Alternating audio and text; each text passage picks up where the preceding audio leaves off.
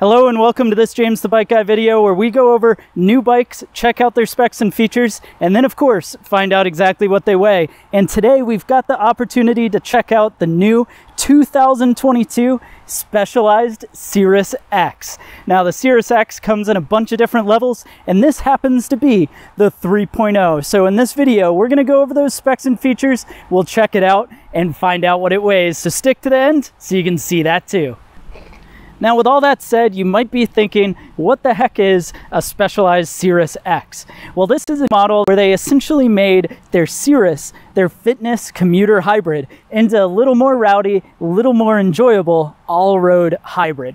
And by hybrid, I mean that this bike combines the positioning of a hardtail mountain bike with a slightly higher front end, a more comfortable position, but then it combines in 700C road style wheels with the ability to go a bit faster. Now, the Sirrus X changes that math up just a little bit by having these chunkier, wider 700 by 42 millimeter tires, so not quite mountain bike width, not quite road bike width, and it then combines in what's considered a one-by drivetrain, meaning only a single ring of gears up front and then a wider range of gears out back. And that harkens back to some more mountain bike style riding. Well, anyways, those combine together to have a hybrid that's going to be a little more fun and a little more rowdy, where it can do, harsh pavement, kind of like this parking lot that we're in here, but also be able to have fun on gravel or light dirt trails as well. And this particular bike, being the Sirrus 3.0, this is going to be the nicest version of the standard aluminum frame.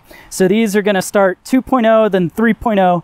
Once you get to the 4.0, it then adds in something called a future shock into the front end of the bike, which the future shock allows for some vertical compliance with the handlebars, but it also adds some complexity and of course some additional cost. So this is the nicest spec version that you can get with the most simple setup as well. Now the frame itself is going to be made out of their A1 butted aluminum. So the A1 butted aluminum means that there's thick and thin spots within the tubes. It does have internal cable routing through the down tube and then external through the back end of the bike, as well as external through the fork.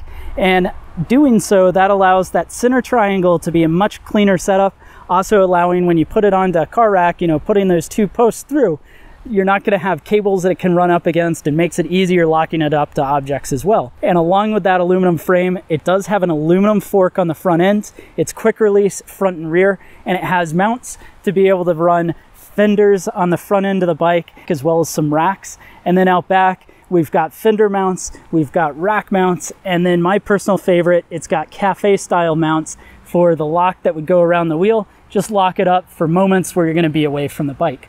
So that all matches together to be a pretty cool hybrid style bike to do all sorts of conditions and riding. And that means that this might be a great choice if you're trying to commute to work and you go through the city where you've got serious potholes or have to go up and over curbs, because those thicker, chunkier tires should add some durability, some comfort, as well as some capability. Or maybe this is the one bike that you want to be able to ride with your kids, where you might take it to a state park, but also after work you want to get your sweat on and take it around the local park or maybe your neighborhood to get some fitness exercise out of. Well, that should dial in really well on this bike too. Now, diving into the part spec of the 3.0, this is going to be all aluminum cockpit componentry. And by cockpit, I mean our handlebar coming across is an aluminum 31.8 bar clamp bar. That means that this is a modern size clamping. It then has an alloy stem. I really like the integration for Specialized's own series of lights. They've got these little mounts that the lights can click onto, and then they just snap right onto the front end of the bike, just like that. Those little mounts that they snap into are USBs, so you plug them into the computer. And then out back is the Bridge Fitness saddle. This particular saddle is definitely going to be comfortable enough for some rides, but you may want some padded shorts to help be even more comfortable. And then a 27.2 alloy seat post with a standard clamp for the seat post. Now this is raise and lower adjustable. It does take a 4mm Allen to do so, and that's a good thing, especially if you're locking it up, because it does deter just a little bit that seat post, say, walking off on you. Now for drivetrain, that 1x9 drivetrain. This is a microSHIFT Advent drivetrain. It runs a clutched rear derailleur. It's got a ratchet mechanism inside of it to help keep things nice and quiet, but it goes through this 11 to 42 tooth rear cassette which is a nice wide range rear cassette to be able to have lots of gearing options. And then up front is an alloy crankset rocking a 40-tooth chainring on it. Now this chainring is what's considered a narrow wide setup. So if we take a look inside, it's going to go from narrow to wide profiles. That matches up with the narrow and wide profile of the chain. And that allows them to do that without a chain guard or any sort of derailleur up front, because the chain isn't going to kind of fall off or pull off on its own. Now, connecting all of that to the ground is via some Specialized Pathfinder Sport tires. These Pathfinder Sport tires have an awesome center line going through the center. That's going to help them roll fast and confident on the road, but then it's got little knobs coming off to the end with a tire size of 700 by 42C. Now this bike is set up to be able to carry 45mm wide tires, so nice wide tire clearance. So even though these are pretty chunky on their own, you can go up by 3mm, get a little extra room in there, and have even more confidence.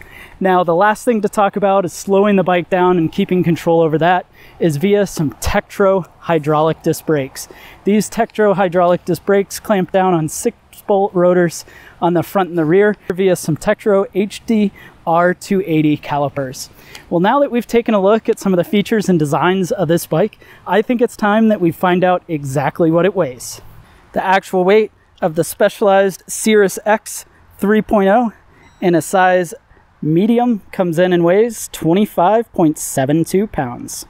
Well, thanks so much for watching this video on the 2022 Specialized Sirrus X. Go ahead and let me know your thoughts down in the comment section below.